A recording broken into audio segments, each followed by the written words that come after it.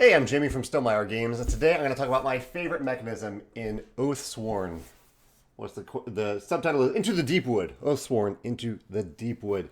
So I played my first game of this yesterday with the full 4 players. You always play with 4 characters in this game, and actually the game does something really cool with that. If you don't have 4 total people to play, instead of controlling 4 fully fledged characters, you control however many characters you want, and then there are simplified versions of the characters that you can use for the players who aren't there. I thought that was really clever. Like, a lot of thought and love clearly went into this game. Our session was divided into 2 parts. The first part was kind of a story, choose your own adventure, move around on a map side of the game. And I have a favorite mechanism for that part of the game. Then I have some other favorite mechanisms for the other part of the game. Although this was actually the part of the game that I enjoyed the most. I enjoyed both parts of the game. Again, a lot of love went into this game. But I am someone who's a little bit more inclined to love the choose your own adventure, more simple skill tests, I think, and kind of collaborating by talking out loud with other players to figure out where we need to go next to solve this mystery. And I really like the way the time track works for this purpose. Here's the Chapter 1 time track. I just realized that there's actually a different one for Chapter 2. I didn't know that. But on this time track, there are a number of spaces for tokens. And so you go through this choose your own adventure story where you're moving around this town. And whenever you make a decision, the decision might give you some tokens that you can maybe use during the boss battle that will inevitably happen in the second part of the game. But it also might put some tokens on the map. Like, you might talk to someone and they might say, oh yeah, you should go check out the tavern over there. And the rulebook will say, well, put icon 21, put a 21 token on that tavern. And if you go to that tavern, then you take that token and you actually put it on this little slot. And sometimes it'll just say, hey, you spent extra time at this location, put another token on this slot. And so every time you put a token on this slot, you're basically losing bonuses that you could gain at the end of that mystery. So at a certain point in that mystery, you are going to move on to the boss battle part of the game, and every slot that is still exposed leaves the potential for some bonuses here. The game might even have some places where it says, like, if you have 4 slots left available, you get this bonus. I haven't seen that because we just played 1 session, but at the very least, there are these bonuses printed on here, and if, say, we figured out the mystery really quickly, we only filled up 6 of these slots, we would get all 3 bonuses as we head into that boss battle because we were so efficient with it.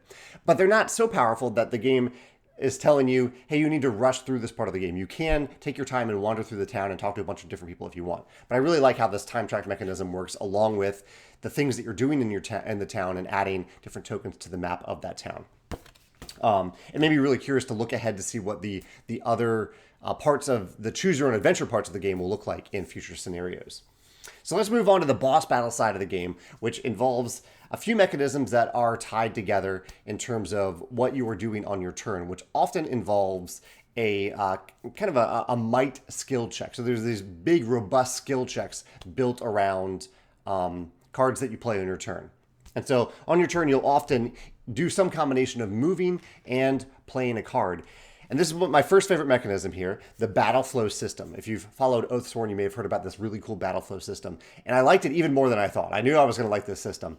Basically, when you play a card from your hand, and I didn't actually pull out any of my character cards here to show you, but each character card has a label on it that says either 0, 1, 2, or 3. And when you play the card, you put it next to the player mat, next to your player mat in that slot. So if I play a 3 card, I would put it on the player mat right here. I would put the card there. And that card will just stay there. It'll stay there for potentially the rest of the boss battle, unless I do something to move it. I can play some cards that say Battle Flow. If I play a card that says Battle Flow, it would just, by default, it would move a card of my choice forward 1 space. Any cards that are in the 0 space are cards that I'll gain during the refresh phase of each round of the boss battle. And also, if I play a card on top of another card, so if I've already played 1 3 card here and I play another 3 card there, then both cards will move up to the 2 slot.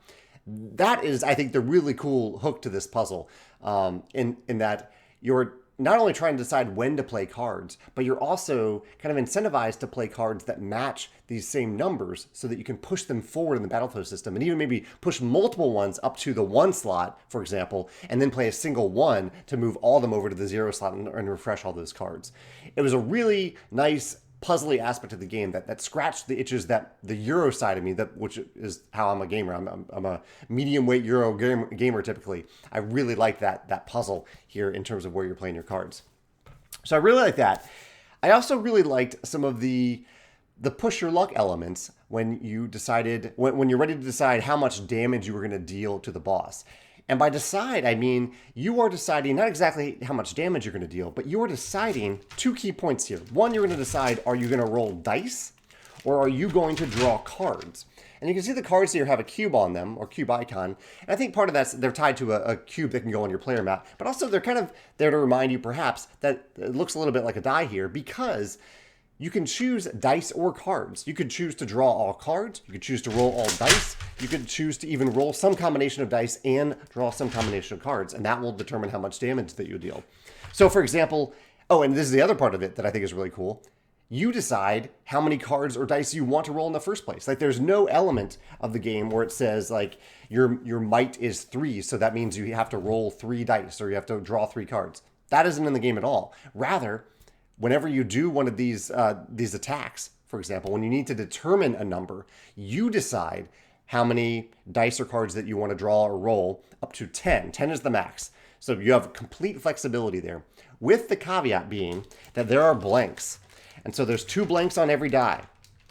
Now I'll show you a few of these dice here. So here's a red die, one of the better dies. Here's the white die, the weaker die. There are 2 blanks on each side. If among all these dice that you roll or cards that you draw, and the cards are effectively the same as the dice, they're just numbers. They have numbers on them. Some of them are blanks as well. If you have 2 blanks, you fail. You could have a huge number, but if you have 2 blanks, you fail. And that's the reason why you wouldn't just always roll 10 dice or always draw 10 cards or do a combination of 5 cards and 5 dice, things like that, because your chances of getting those 2 blanks increase. There are tokens to mitigate that. There are tokens that can help you re-roll or redraw a card. But that became a really fun part of the game. It was a little mathy, but that choice of, am I going to roll a bunch of dice here? Am I going to draw some cards? And with the cards, you have some information. You know which cards that you've already drawn. And so you're kind of not building that deck, but you are slowly culling each type of card and knowing what's in the white deck, what's left in this white deck, what's left in the yellow deck, and so on. You have that information, whereas the dice could always be good or could always be bad. You don't really know. The last little tidbit I'll add here is that these dice trays, it's a little component thing. The dice trays are really cleverly designed, and that you can see this is a lid. So this is a lid here on this dice tray. But during the game, you can stack the cards on top of the lid. And you can see here, I don't know if you can see on camera here, but there's a thin slot here where when you play a card, you can actually discard it into this little tray down there. And you can also, you don't have to stack it. That's for table space. You can also just put the tray out here. But I thought that was a really clever tray design. I don't think I've seen that before. So yeah, those are my favorite mechanisms in Oathsworn. The time track mechanism, how that's used, aligned with the battle flow system and the choice of dice or cards and the choice of how many dice or cards to actually draw or roll. I thought that was really clever. I'd love to hear your thoughts if you've played Oathsworn. I was going to say Battlesworn. If you played Oathsworn, let me know your thoughts in the comments below. If any of these mechanisms remind you of another game with similar mechanisms, let me know what you love about those games as well. Thanks.